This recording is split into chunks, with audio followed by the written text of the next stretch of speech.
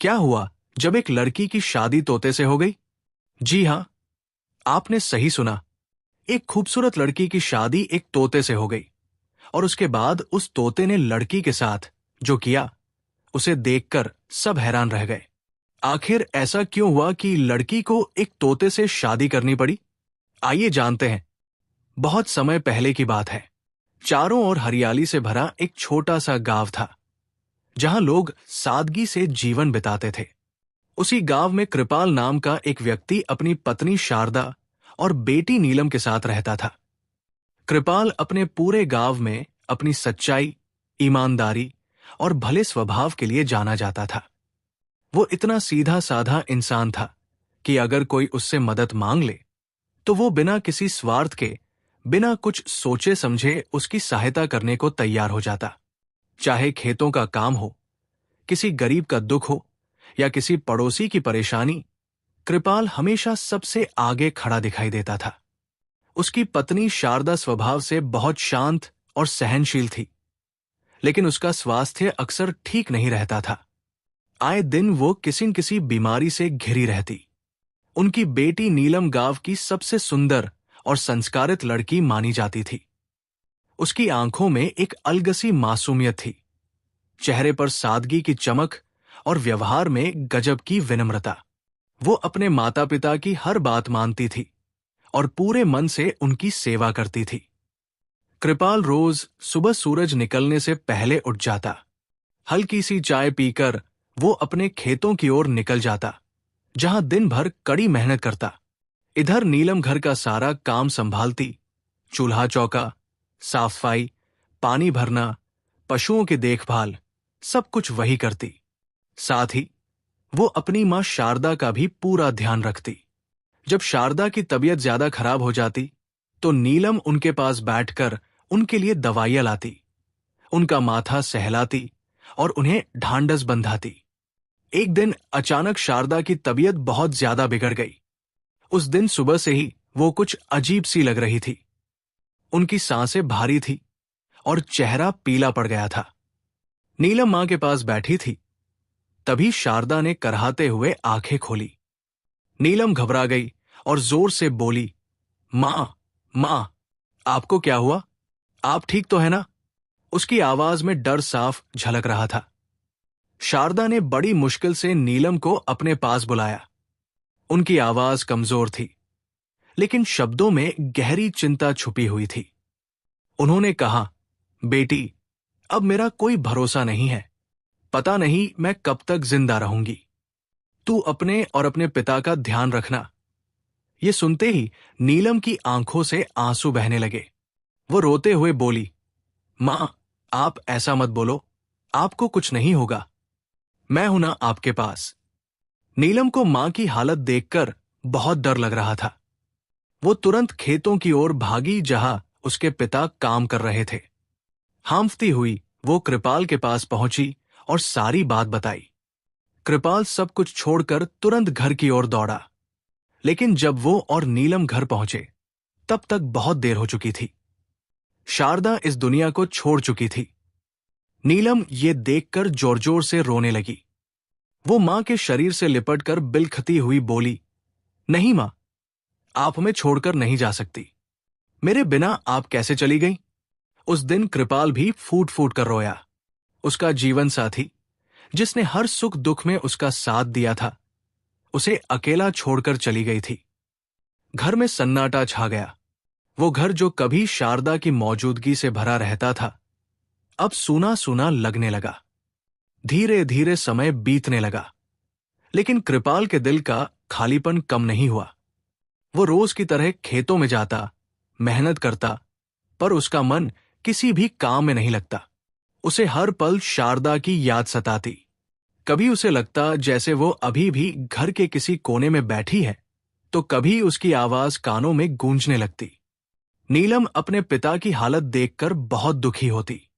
वो खुद भी मां को याद करके रोती, लेकिन पिता के सामने अपने आंसू छिपाने की कोशिश करती। एक शाम जब कृपाल थकाहारा घर लौटा, तो उसका चेहरा बहुत उदास था। नीलम ये देखकर अपने आंसू नहीं रोक पाई। वो पिता के पास आई और बोली, पापा, आप इतना काम मत किया करो, अपनी सेहत का भी ध्यान रखा कीजिए। कृपाल ने नीलम को अपने पास बिठाया और भारी मन से कहा, बेटी, अगर मैं काम नहीं करूंगा तो घर कैसे चलेगा? तुम्हारा विवाह कैसे होगा? ये सुनकर नीलम रो पड़ी। वो बोली, पापा, मैं शादी नहीं करूंगी, मैं आपको छोड़कर कहीं नहीं जाऊंगी। कृपाल ने उदासी भरे स्वर में कहा, बेटी, हर लड़की को एक दिन अपना घर छोड़ना ही पड़ता है। कुछ दिन इसी तरह बीतते गए। फिर एक दिन शाम को कृपाल घर जल्दी लौटा। उस दिन उसके चेहरे पर कई दिनों बाद मुस्कान थी। नीलम ने जब अपने पिता को इतना खुश देखा तो उसे भी अच्छा लगा। उसने उत्सुकता से पूछा, पिताजी, आज आप इतने खुश क्यों हैं? कृपाल ने मुस्कुराते हुए कहा, बेटी, खुश होने की बात है।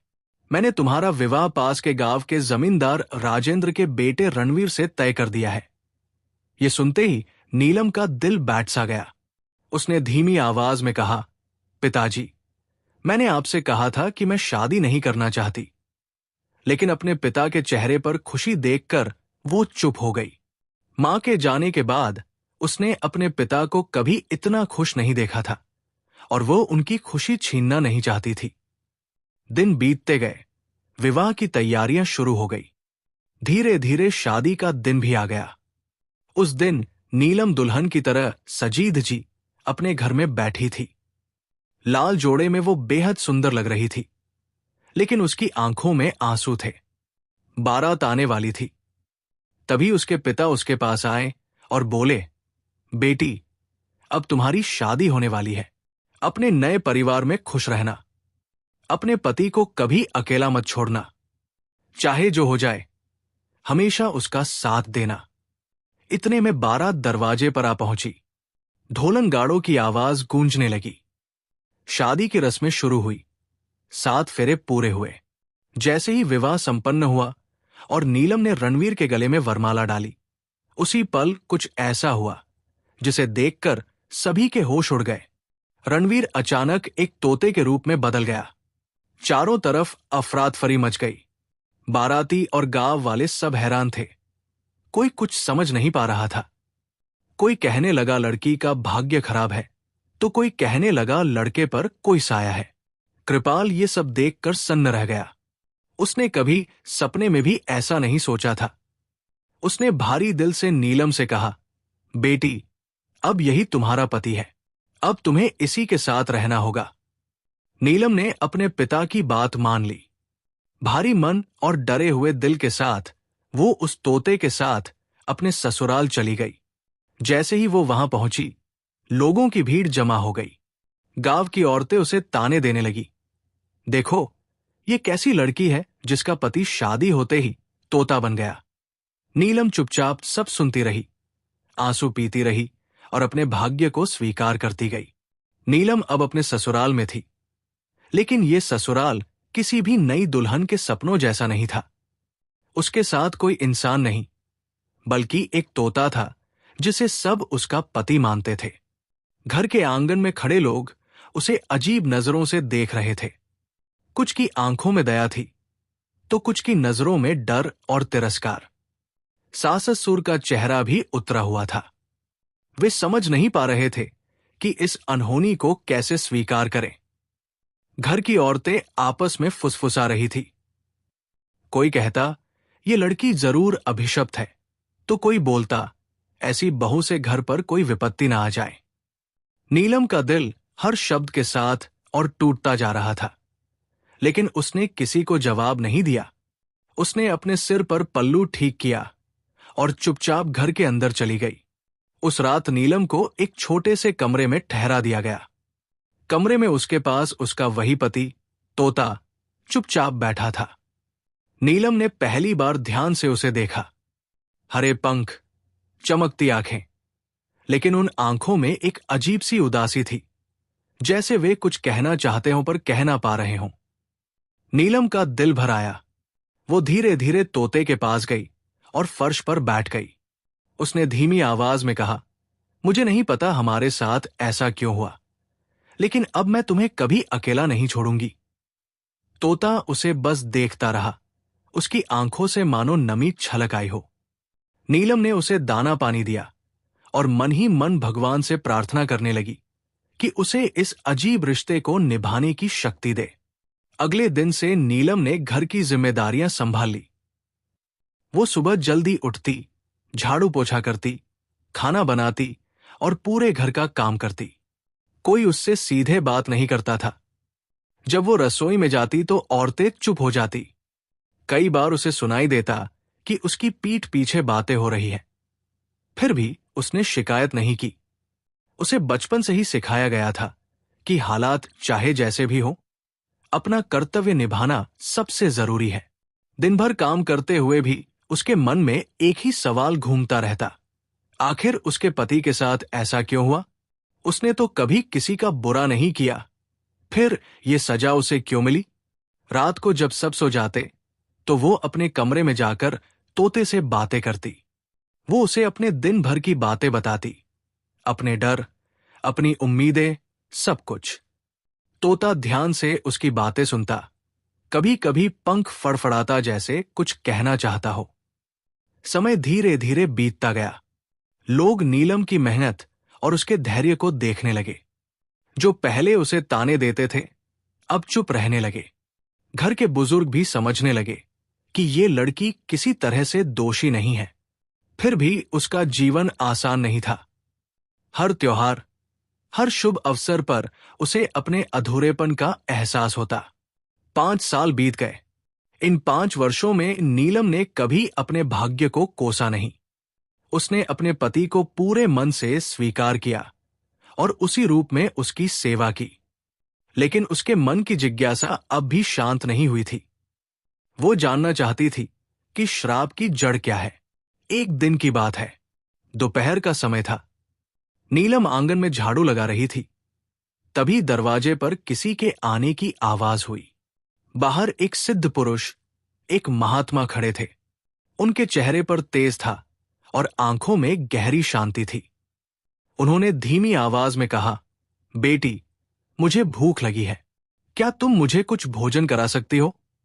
नीलम ने तुरंत झाड़ू एक तरफ रखी और आदर से हाथ जोड़कर बोली, महाराज, आप अंदर आइए। उसने उन्हें आसन दिया और सादे लेकिन प्रेम से भरे भोजन की थाली उनके सामने रख दी। महात्मा ने ध्यान से भोजन किया। भोजन के बाद उन्होंने नीलम की ओर देखा और पूछा, बेटी, तुम्हारे पति कहाँ हैं? कहीं दिखाई नहीं दे रहे। ये सुनते ही नीलम की आंखों से आंसू बहने लगे। उसने कुछ पल चुप रहकर खुद को संभाला और फिर तोते की ओर इशारा करते हुए बोली, महाराज, यही मेरे पति हैं। महात्मा ने जब तोते को देखा तो वे चकित रह गए। उन्होंने गहरी दृष्टि से उस तोते को देखा, मानो उसकी आत्मा को पढ़ रहे हों। महात्मा ने पूछा, बेटी, ये सब कैसे हुआ? नीलम ने अपने जीवन की पूरी कहानी शादी से लेकर आज तक एक एक बात उन्हें बता दी। वो बोलती रही और आंसू बहते रहे। तोते की आंखों से भी आंसू टपकने लगे। वो कुछ कहना चाहता था, लेकिन इंसानी भाषा में बोल नहीं पा रहा था। महात्मा कुछ देर ध्यान में बैठे रहे। उनके चेहरे पर गंभीरता छा गई। फिर उन्होंने कहा, बेटी, तुम्हारे पति पर किसी का भयंकर श्राप है, इसी कारण ये सब हुआ है। नीलम ने हाथ जोड़कर उनके चरणों में बैठते हुए कहा, महाराज, अब आप ही कोई उपाय बताइए। मैं अपने पति को इस हाल में और नहीं देख सकती। महात्मा ने शांत स्वर में कहा, इस श्राप का उपाय वही बता सकता है जिस पर यह लगा है। यह कहकर उन्होंने फिर से ध्यान किया। कुछ ही पलों में एक चमत्कार हुआ। तोता अचानक इंसानी आवाज में बोलने लगा। नीलम ये देखकर अवाक रह गई। उसके मन में आशा की एक किरण जगी। महात्मा ने कहा, अब तुम स्वयं बताओ, तुम्हारे साथ ऐसा क्यों हुआ? तोते ने गहरी सांस ली और बोलना शुरू किया। ये बात आज से 10 साल पहले की है। मेरे पिता गांव के सबसे अमीर जमींदार थे। मुझे अपने धन और रूप पर बहुत घमंड था। मैं अपने गांव का सबसे सुंदर युवक माना जाता था। वो आगे बोला, उसी समय हमारे गांव में एक बूढ़ी जादूगरनी अपनी बेटी चंद्रकली के साथ आई। उसकी बेटी बेहद सुंदर थी। एक दिन वे हमारे घर आई और मेरे पिता से मेरे लिए अपनी बेटी का रिश्ता लेकर आई। मेरे पिता जानते थे कि वो औरत जादूगरनी है और उसकी बेटी से विवाह होने पर मेरा जीवन सुखी नहीं रहेगा। उन्होंने साफ इनकार कर दिया। पिता के इनकार से वो जादूगरनी बहुत नाराज हो गई। उसने मेरी ओर हाथ उठाकर श्राप दिया कि जब भी मेरा विवाह होगा मैं तोते में बदल जाऊंगा, और अगर ये बात किसी को बताई गई तो मेरी पत्नी भी उसी क्षण तोता बन जाएगी। नीलम सन्न रह गई। उसे अब सब समझ में आ रहा था। तोते ने आगे कहा, मेरे पिता को उस श्राप की सच्चाई पता थी। इसी डर से उन्होंने किसी को कुछ नहीं बताया ताकि तुम सुरक्षित रह सको। ये कहते हुए तोते की आवाज भर्रा गई। आंगन में सन्नाटा छा गया। नीलम ने कांपते हाथों से हाथ जोड़कर कहा, महाराज, अब आप ही हमें इस श्राप से बचा सकते हैं। महात्मा कुछ देर सोचते रहे। फिर उन्होंने तोते की ओर देखते हुए कहा, अब तुम्हें वही करना होगा जो मैं कहूं। महात्मा ने गंभीर और शांत स्वर में तोते की ओर देखा। उनकी आंखों में गहरी समझ और करुणा थी। उन्होंने कहा, वत्स, अगर तुम सच में श्राप से मुक्त होना चाहते हो तो अब तुम्हें स्वयं उस जादूगरनी के पास जाना होगा। यही एकमात्र मार्ग है। नीलम ये सुनकर घबरा गई।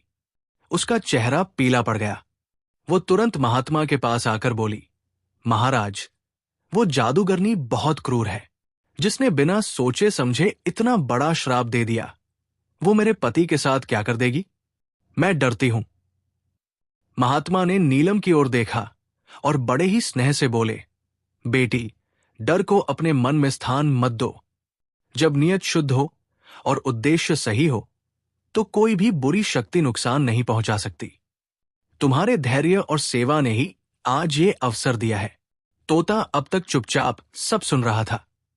उसकी आंखों में वर्षों का दर्द और पछतावा साफ दिखाई दे रहा था। उसने इंसानी आवाज में कहा, नीलम, अगर इस कष्ट का अंत हो सकता है तो मैं हर जोखिम उठाने को तैयार हूं। नीलम की आंखों से आंसू बहने लगे। उसने धीरे से कहा, मैंने आपको हमेशा उसी रूप में स्वीकार किया है, चाहे आप जैसे भी रहें। पर अगर भगवान ने आज ये राह दिखाई है तो मैं आपका साथ दूंगी। महात्मा ने तोते को विस्तार से समझाया कि उसे जादूगरनी से क्या कहना है और किस प्रकार विनम्रता दिखानी है। उन्होंने कहा, तुम उससे क्षमा मांगना। कहना कि तुम उसकी बेटी से विवाह के लिए तैयार हो। उसके मन में वही इच्छा सबसे प्रबल है। वही इच्छा उसे तुम्हें श्राप से मुक्त करने के लिए विवश करेगी। अगली सुबह आसमान में हल्की लालिमा फैल रही थी। नीलम ने तोते को अपने हाथों से दाना दिया, पानी पिलाया और नम आंखों से उसे विदा किया। तोता कुछ देर तक उसे देखता रहा, जैसे उस पल को अपने मन में हमेशा के लिए कैद कर लेना चाहता हो। फिर उसने पंख फैलाए और उड़ गया। नीलम देर तक आंगन में खड़ी आकाश की ओर देखती रही। उसका मन डर, उम्मीद और प्रार्थना से भरा हुआ था। वो बार बार भगवान से यही कहती रही कि उसके पति को सुरक्षित लौटा दे। उधर तोता उड़ते उड़ते घने जंगल के बीच बनी उस पुरानी कुटिया तक पहुंचा जहां जादूगरनी रहती थी। कुटिया के आसपास अजीब सी नीरवता थी। सूखे पेड़, टूटी टहनियां और हवा में एक रहस्यमयी सन्नाटा। जादूगरनी कुटिया के बाहर बैठी कुछ मंत्र बुदबुदा रही थी। जैसे ही उसकी नजर तोते पर पड़ी, वो हल्की सी मुस्कुराई, मानो वो पहले से जानती हो कि वो आने वाला है। तोता उसके सामने जमीन पर उतर गया और सिर झुकाकर बोला, मुझे क्षमा कर दीजिए। मैंने आपके साथ बहुत बड़ा अन्याय किया। मैं आपकी बेटी से विवाह करने को तैयार हूं। कृपया मुझे मेरे असली रूप में लौटा दीजिए। जादूगरनी की आंखों में वर्षों से दबा लालच और क्रोध एक साथ चमक उठा। वो खिलखिलाकर हंसी और बोली, आखिरकार तुम्हें मेरी बेटी की कीमत समझ में आ ही गई। अब तुम मेरे सामने झुके हो। उसने अपने झुर्रियों भरे हाथ उठाए, कुछ मंत्र पढ़े और जोर से फूंक मारी। देखते ही देखते तोते के पंख झड़ने लगे। उसका शरीर फैलने लगा और कुछ ही पलों में वो एक सुंदर युवक में बदल गया। रणवीर अपने असली रूप में लौट आया था। रणवीर ने जमीन पर गिरकर जादूगरनी के चरण छुए और कहा, आपकी कृपा से मुझे नया जीवन मिला है, मैं आपका ऋणी रहूंगा। फिर उसने साहस जुटाकर कहा, मैं आपकी बेटी से विवाह अपने घर पर करना चाहता हूं, ताकि मेरे माता पिता भी इस विवाह में सम्मिलित हो सके। जादूगरनी अपने मन में जीत की भावना से भरी हुई थी। उसने सोचा कि अब वो जमींदार के घर की मालकिन बनेगी। उसने रणवीर की बात स्वीकार कर ली और वो अपनी बेटी चंद्रकली को लेकर उसके साथ चल पड़ी। उधर महात्मा ने रणवीर के घर पहुंचकर घर के चारों ओर मंत्रों की तैयारी शुरू कर दी थी। उन्होंने मुख्य द्वार पर एक अदृश्य रेखा खींची, जो साधारण आंखों से दिखाई नहीं देती थी, लेकिन उसमें शक्तिशाली मंत्रों की ऊर्जा भरी हुई थी। नीलम चुपचाप एक कोने में खड़ी सब देख रही थी। उसका हृदय तेजी से धड़क रहा था, लेकिन उसे अपने विश्वास पर पूरा भरोसा था। कुछ देर बाद रणवीर, जादूगरनी और उसकी बेटी के साथ घर पहुंचा। जैसे ही उन्होंने द्वार लांघा, अचानक तेज हवा चली। घर का वातावरण बदल गया। जादूगरनी कुछ समझ पाती, अगले ही क्षण वो और उसकी बेटी दोनों तोते में बदल गई। वे पंख फड़फड़ाते हुए आकाश की ओर उड़ गई और कुछ ही पलों में आंखों से ओझल हो गई।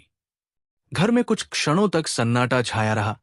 फिर नीलम की आंखों से खुशी के आंसू बह निकले। रणवीर ने उसे गले लगा लिया। वो भावुक स्वर में बोला, नीलम, अगर तुमने 5 साल तक मेरा साथ ना दिया होता, अगर तुमने मुझे इस रूप में स्वीकार ना किया होता, तो आज ये संभव नहीं था। नीलम बोली, पति का साथ देना ही पत्नी का धर्म होता है। मैंने वही किया। दोनों महात्मा के चरणों में गिर पड़े। रणवीर ने हाथ जोड़कर कहा, बाबा, आपने न केवल मुझे श्राप से मुक्त किया, बल्कि मेरे जीवन को सही दिशा दी। महात्मा ने दोनों को आशीर्वाद दिया और कहा, जहां प्रेम, त्याग और विश्वास होता है, वहां कोई भी श्राप टिक नहीं सकता। कुछ ही दिनों में पूरी सच्चाई गांव वालों के सामने आ गई। जिन्होंने नीलम को ताने दिए थे, वे शर्मिंदा हो गए। वही लोग अब उसकी प्रशंसा करने लगे। रणवीर और नीलम का विवाह दोबारा विधि विधान से हुआ। इस बार कोई भय नहीं था, कोई अभिशाप नहीं। पूरा गांव खुशियों में डूब गया। इसके बाद दोनों सुख और सम्मान के साथ जीवन बिताने लगे। ये कहानी वर्षों तक लोगों की जुबान पर रही। एक ऐसी लड़की की कहानी जिसने तोते को भी पति मानकर निभाया और अपने प्रेम से भाग्य को बदल दिया।